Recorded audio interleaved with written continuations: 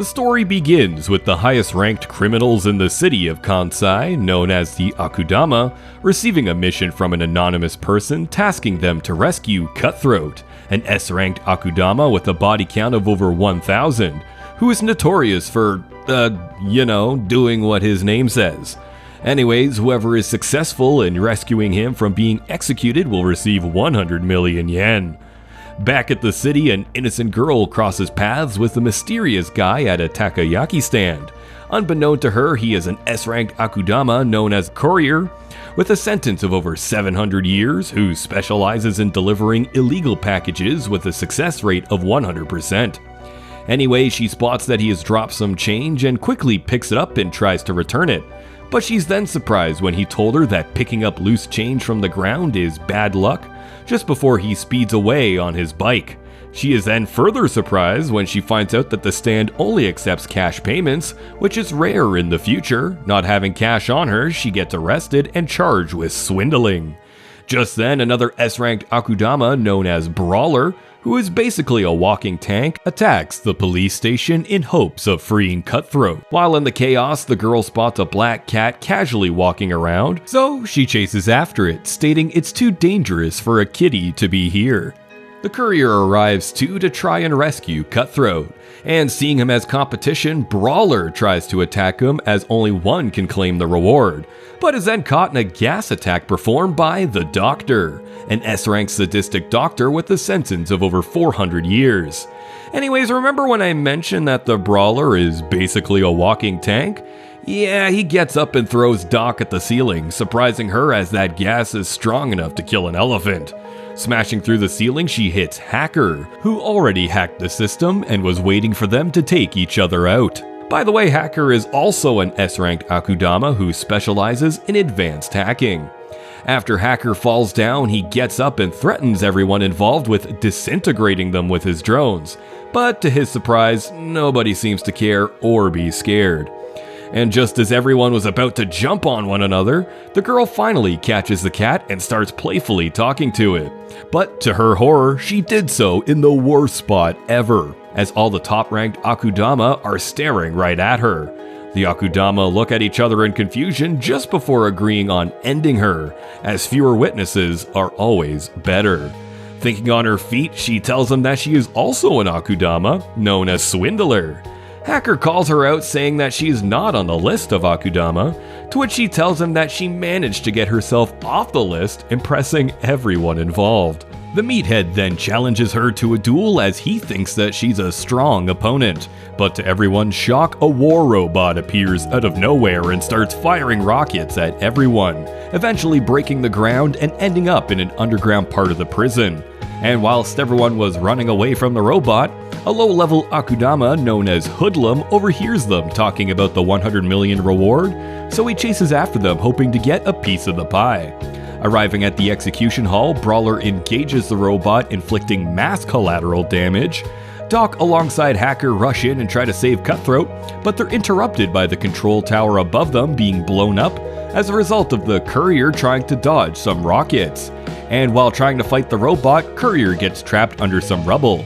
Seeing that the robot is about to end him, Swindler starts distracting it. This gave Courier enough time to free himself and take out the robot using his railgun bike.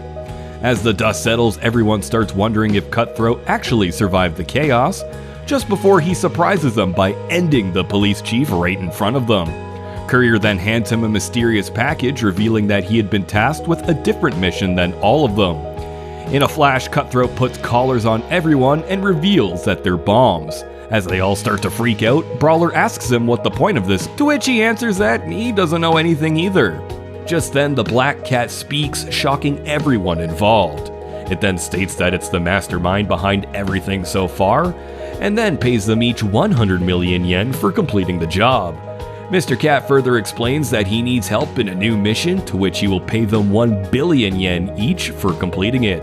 And after rather explosively relocating to a hotel, Mr. Cat further explains the plan. They are set to raid the Chin Kansai, an almost mystical train that specializes in exporting goods from Kansai, aka the dump-like place, to Kanto, a nation said to be a utopia inhabited by godlike beings.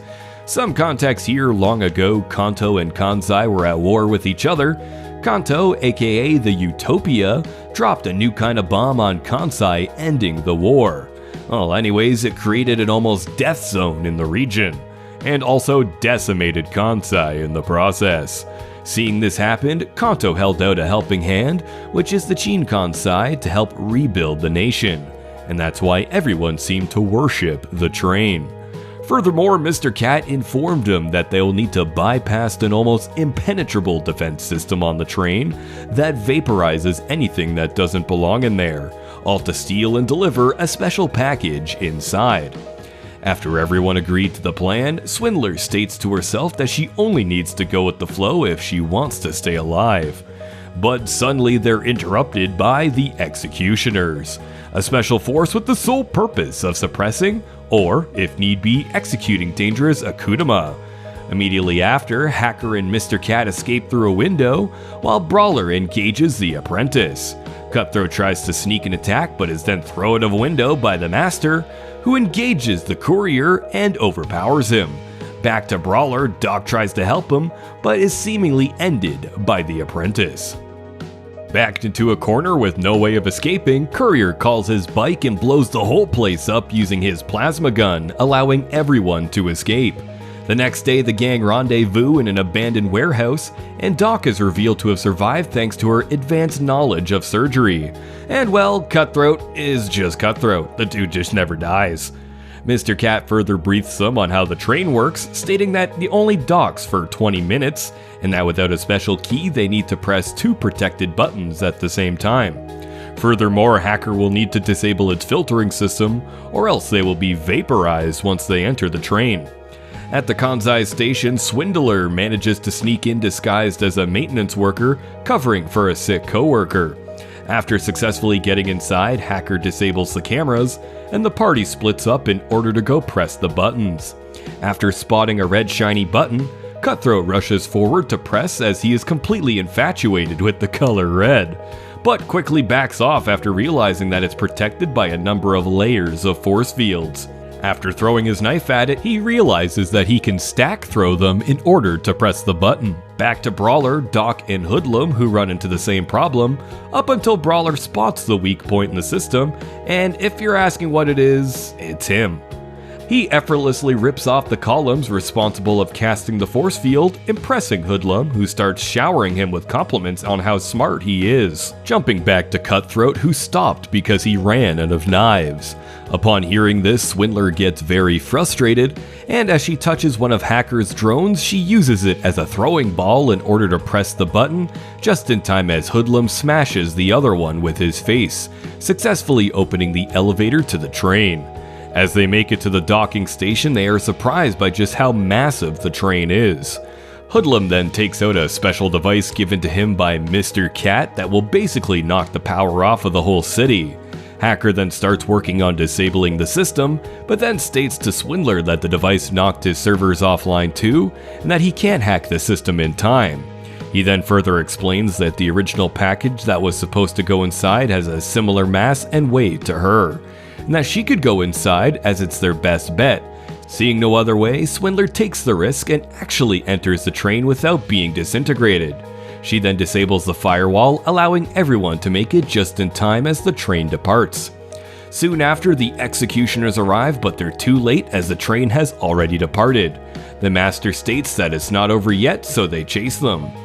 Back at the train, the gang is surprised to see the Executioners cutting through the firewall with their off-brand lightsabers, causing it to short out and allowing them to enter. As both sides prepare for the impending fight, Brawler takes on the apprentice, barely dodging her attacks, just before throwing her at Doc, knocking her out. Seeing this, the Master takes on the Brawler.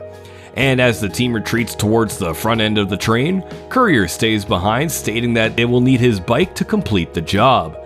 After closing the door, Mr. Cat becomes frustrated, stating that if they don't take out the Executioners in time, all their hard work would have been for nothing. Just then, for some reason, Cutthroat becomes infatuated with the Swindler and states that he will never let anything happen to her, majorly creeping her out. But between you and us, he probably just wants to watch her bleed to death. Back to Courier, who is fighting Master, and as he dodges a shot, it accidentally hits Brawler. But unbeknown to him, Brawler catches it with his mouth just before spitting it out at the Master, injuring his shoulder. Courier then targets his knocked out sidekick, but this only seems to piss him off as he starts majorly overpowering Brawler. Jumping back to Hacker, who is ecstatic at the challenge of hacking all the remaining doors in under 5 minutes, as they will soon enter the absolute quarantine zone. Some context here, the absolute quarantine zone is where the bomb dropped right after the decontamination zone that purges all organic matter, and finally Kanto, aka the Utopia. Just then, Brawler comes crashing through the door, revealing that he was heavily injured by the Master. Swindler starts to panic, but Cutthroat jumps in and states that he won't let her get hurt, just before attacking the Master. Shaken by how strong the Master is, Brawler gets momentarily scared just before he stood up, and he rages. Hacker, alongside Swindler and Mr. Cat, finally make it to the front end rooms, and are shocked to see that they're made for transporting humans, not cargo. Hacker then states that one day he will step foot into that utopia, which seemingly angers Mr. Cat, who says it's no utopia. Just then, everyone gets thrashed around as the train enters the absolute quarantine zone. At this point, all hope seemed lost as they're inside a death zone, and right after that, it's the decontamination zone, which purges all organic matter, effectively killing any living thing. But Mr. Cat reassures Hacker that if they manage to get the package, they might just survive this. Upon hearing this, Hacker starts doing his thing until finally managed to open the last door, but is then surprised to see that it's protected by a combat robot who shoots a laser beam at them. Back to Brawler, who is fighting Master, he suddenly gets pierced by his energy sword, but not wanting to give up, he uses the opportunity to his advantage, picking up the Master and tossing him backwards, momentarily knocking him out. Back to the Courier, who uses the chaos to his advantage. He sneakily takes his bike back and shoots down the apprentice just before speeding away with the rest of the team. Hacker yet again manages to do his thing and neutralize the combat bot. And as the team finally meets up, they are surprised to see that the Master is still kicking around. So Courier separates the train using his laser gun, but upon doing so, all of the toxic air starts seeping in. Acting quickly, Doc throws a foam-like substance that blocks all of the incoming air. Mr. Cat then disintegrates himself, giving Swindler the final key to open the vault. After opening it, everyone is surprised to see 2 red-eyed kids inside. The girl, which has no name, so we will call her Kitty for simplicity, takes out a mysterious flute and starts playing it, activating a shield-like force field that stops the train. The boy then introduces himself as Mr. Cat and congratulates them on coming this far. Brawler then tries to take his leave, stating that he's going back to fight Master, as no one has ever scared him before, to which Mr. Cat reminds them that their job is to deliver them to a special location, meaning the mission is not yet complete. As everyone leaves the train, Hacker chooses to stay behind. Swindler tries to convince him otherwise, that the decontamination zone will surely kill him, but he retaliates by saying that he is sick and tired of living in that dump of a place called Kansai, and that he is willing to take the risk if it means living in a utopia. He then gives Swindler one of his drones as a parting gift. Back to the executioners, who seem to be hospitalized. Master and the apprentice are then shown to be reprimanded by the head of the executioners division for repeatedly failing, and as a punishment they get suspended. Soon after, they get word that the execution department is launching a full-scale attack against the Super S-ranked Akudama, aka the good old gang. So naturally, the apprentice tries to convince her master that they should go finish what they started, but to her disappointment, he refuses, only for him to wait until she is distracted and flee. Back at the gang, who gets confronted by the master, who is determined to execute them all even if it costs him his life. Seeing him, the brawler gets excited and challenges him to a fight. Unfortunately, it didn't last long, as the brawler is still heavily injured. Sensing danger, the courier tries to run away, but is then stopped by the master as he kicks a drone at his bike. Suddenly, while Doc has her guard down, Master cuts her in half while mocking her to stitch herself back up into one. Cutthroat alongside Courier try to take him on, but they still suffer the same fate. And as the master is inching ever so closer to Swindler, Cutthroat cuts his own legs off to free himself from under some rubble, all to save Swindler, whom he calls his Red Angel. He then uses Mr. Cat as a distraction and ends up stabbing through him just to get to Master. Seeing this, everyone involved is disgusted, even Master, who promptly stabs the bastard. Moments later, Doc yet again manages to come back from the dead and is then surprised to see Mr. Cat is immortal, as he stands up like nothing has ever happened. Doc stitches up Cutthroat back together. Meanwhile, Brawler yet again challenges Master to a duel, giving the gang an opportunity to escape. And after a beautifully animated fight, Brawler and Master come to a stalemate and end up tragically taking each other out. Just then, the apprentice arrives to see her almost dead master laying on the floor. She then comforts him in his last moments. Master then gives her his energy sword and tells her to survive. Just then, the hoodlum arrives to see his dear friend's lifeless body on the floor. Spotting a dropped lightsaber, he picks it up and presumably takes out the apprentice. Back to the gang, who arrive at the set place, revealing it to be an underground pre-war amusement park with a giant rocket ship in the middle. The gang starts to increasingly pressure Mr. Cat to spill the beans about just what the hell is going on. To which he caves in and reveals that long ago, before the war, humans used to travel across the solar system, and the rocket's purpose is to transport him and Kitty to an ancient moon base. He then elaborates by saying he was the end result of a project run by Kanto to create immortal beings that took the lives of over 5,000 of their brothers and sisters, basically compressing down clones to create a super specimen that is immortal. Soon after, he pays them all 1 billion yen each and then thanks them for completing their job. Just as they are ready to board the ship, all of the execution department showed up, led by the head lady.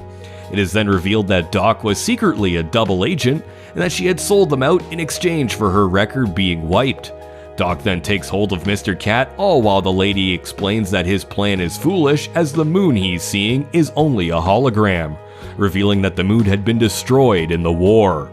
As all the executioners attack, Cutthroat protects Swindler, going as far to get his leg stabbed. Remembering a promise he made to his sister on the first day that they met, Mr. Cat uses his hat as a flashbang, giving Swindler and Kitty the perfect opportunity to board the ship and escape.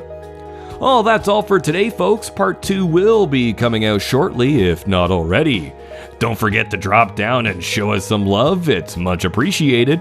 But in the meantime, you can check out our other videos. I highly recommend Spy Accidentally Marries an S-Ranked Assassin with a Telepathic Kid.